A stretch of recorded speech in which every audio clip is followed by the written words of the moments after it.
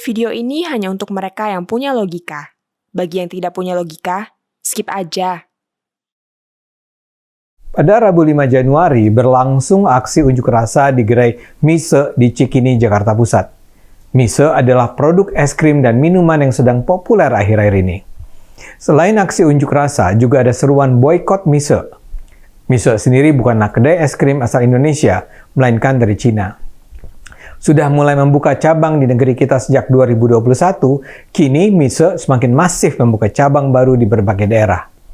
Yang nampaknya dipersoalkan pemrotes adalah Mise belum memiliki sertifikat halal. Namun dalam siaran persnya, Mise menyatakan meski mereka belum terverifikasi halal, bukan berarti mereka menjual produk non-halal. Mise mengaku tidak menggunakan bahan yang mengandung alkohol, rum, ataupun babi. Manajemen Mise juga menyatakan mereka telah mendaftarkan produk es krim dan minuman teh mereka untuk sertifikasi halal sejak 2021. Namun hingga sekarang sertifikat halal itu belum juga keluar. Apa yang terjadi pada Mise ini merupakan kabar buruk bagi bisnis di Indonesia. Coba kita pelajari kasusnya. Yang diberitakan, protes ini datang dari kepedulian sosial sertifikat halal. Pertanyaannya, benarkah begitu? Masalahnya, soal sertifikat halal ini bisa saja alasan yang dibuat-buat. Yang jelas, Mise ini memang sedang naik daun di Indonesia. Es krim dan minuman Mise menjadi salah satu semacam jajanan wajib lah bagi kaum muda kelas menengah di kota-kota besar. Itu yang menyebabkan produk ini melakukan ekspansi besar-besaran. Jadi sangat mungkin di belakang aksi boykot ini ada soal persaingan bisnis. Tapi kalaulah yang menjadi soal memang soal sertifikat halal, timbul pertanyaan, mengapa Mise berani memasarkan produknya tanpa memenuhi kewajiban sertifikat halal? Apakah Mise dengan sengaja mengabaikannya atau ada alasan lain? Untuk itu kita pahami dulu soal sertifikat halal ini. Sertifikat halal pertama kali dikembangkan Majelis Ulama Indonesia pada tahun 1990-an. Saat itu tidak ada kewajiban bagi perusahaan untuk memperoleh sertifikat halal. Kebutuhan akan sertifikat halal meningkat di era 2000-an ketika semangat syariah dan hijrah menguat. MUI yang menetapkan sendiri proses dan harga sertifikat halal. Kantor cabang MUI ada di semua kabupaten di Indonesia. Di setiap cabang itu ada jasa sertifikat halal. Ketika itu memperoleh sertifikat halal adalah pilihan. Boleh iya, boleh tidak. Namun, kelompok-kelompok Islam terus berusaha agar aturan itu dinaikkan statusnya menjadi undang-undang. Di zaman Presiden SBY berkuasa, upaya keras melegislasi kewajiban halal terwujud. Hanya beberapa hari sebelum Presiden SBY turun dari kursi kepresidenannya, dia menandatangani Undang-Undang Jaminan Produk Halal. Sejak saat itulah keribetan sertifikat halal itu berlangsung. Sebagian pihak menganggap sertifikat halal itu penting mengingat mayoritas penduduk Indonesia beragama Islam. Pandangan itu bisa dipahami. Masalahnya, proses untuk memperoleh sertifikat halal itu panjang dan bertele-tele. Saking birokratisnya proses perolehan sertifikat halal, beredar dugaan bahwa proses ini dengan sengaja dibuat sulit untuk memeras produsen.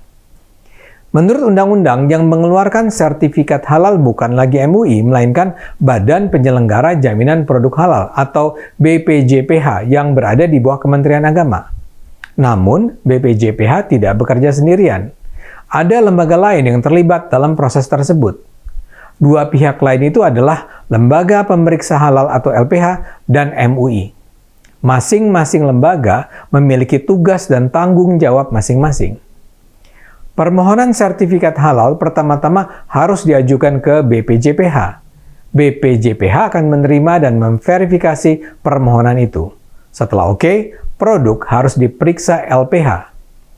LPH inilah yang melakukan penelitian tentang kehalalan produk.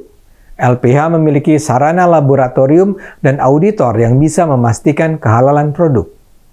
Setelah memperoleh hasil pemeriksaan LPH, perusahaan meminta fatwa halal dari MUI. Karena sudah diperiksa LPH, MUI tinggal memberi fatwa. Produsen barang kemudian membawa fatwa itu ke BPJPH kembali. Sertifikat halal akan dikeluarkan BPJPH setelah semua proses itu dilewati. Di samping itu, sebetulnya MUI juga punya peran lain, yaitu dalam soal pemeriksaan kehalalan produk. Saat ini ada 3 LPH utama yang memeriksa dan menguji kehalalan produk di dalam proses sertifikasi halal. Yang pertama LPH LPPOM MUI, kedua LPH Sukovindo, dan ketiga LPH Surveyor Indonesia.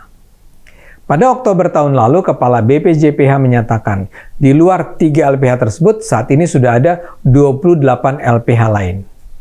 Tapi istilah yang digunakan adalah sudah siap beroperasi dan bukan sudah beroperasi.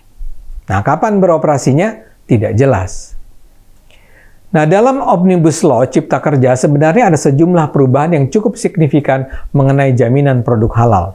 Ketentuan perubahan mengenai produk jaminan halal di Undang-Undang Cipta Kerja itu termasuk dalam klaster permudah perizinan usaha. Semula ditegaskan perubahan tersebut dilakukan untuk menyederhanakan, mempercepat, dan membuat efisien proses. Contohnya dalam Omnibus Law, BPJPH dapat melibatkan organisasi massa Islam lain di luar MUI dalam menetapkan fatwa halal terhadap suatu produk. Dengan begitu, bukan cuma MUI yang dapat menetapkan fatwa halal. Omnibus Law juga menetapkan bahwa sertifikasi halal terhadap usaha mikro dan kecil didasarkan hanya pada pernyataan pelaku usaha. Jadi, tanpa diperiksa LPH dan MUI pun, sebuah warung bakso tetap bisa beroperasi selama si pedagang menjamin bahwa produk bakso yang mereka jual halal. Begitu juga dengan waktu proses sertifikasi. Jangka waktu verifikasi permohonan sertifikat halal harus selesai dalam waktu paling lama 1 hari kerja. Lalu pemeriksaan dan atau pengujian kehalalan produk oleh LPH harus selesai paling lama dalam 15 hari kerja. Seandainya itu semua dijalankan, seharusnya proses untuk memperoleh sertifikat halal tidaklah memakan waktu lama. Nah, sekarang pertanyaannya, mengapa MISE belum juga memperoleh sertifikat halal selama hampir 2 tahun? Mungkin salah satu alasannya adalah karena bahan baku untuk produksi langsung diimpor dari Cina.